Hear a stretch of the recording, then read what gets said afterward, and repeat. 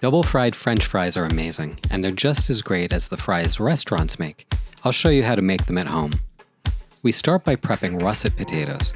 When buying, try to find ones that are hard to the touch and free of any little sprouting bits.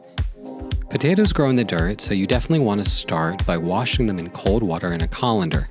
After they're all clean of any debris, take your first potato and slice a thin piece from one side lengthwise. You will use this as a base, which will add stability while you cut slices the width of your finger.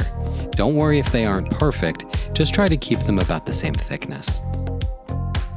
Next, stack up your slices of potato and cut your fries to the same thickness.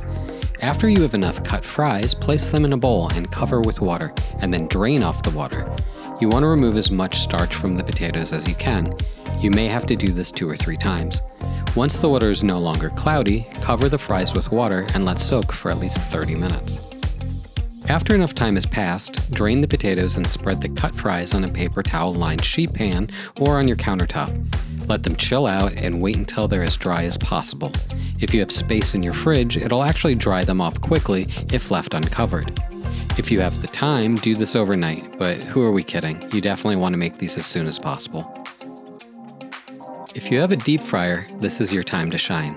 If not, a Dutch oven or a pot that can easily hold a couple quarts of oil will work just fine. Just make sure you have a good thermometer. Heat your oil to 325 degrees Fahrenheit and, in batches, cook the fries for at least 7 minutes. They'll start to get a little golden, but definitely not the super crispy fries we're after. Let those fries rest on a wire rack or in a bowl with paper towels to soak up any oil for at least 15 minutes. Now heat the oil to 375 degrees. In batches again, cook the potatoes for 2 to 4 minutes, watching to make sure they reach the color we're after. We've already cooked the inside of the fries, and now, with the second fry, we'll get those super crispy fries. If you're not careful, you'll overcook them. Transfer the fries to a large bowl and season generously with salt and whatever other seasonings you like, tossing them to coat. These French fries are great anytime and they're easy to make. We especially love them when served alongside steak. Thanks again for sticking around this long. If you like what you saw, you can find the full recipe on our website, recipesrecommended.com. Also, please let us know your thoughts in the comments below. If you have a recipe you think we should make, send us a message and we'll check it out. We may also make a video.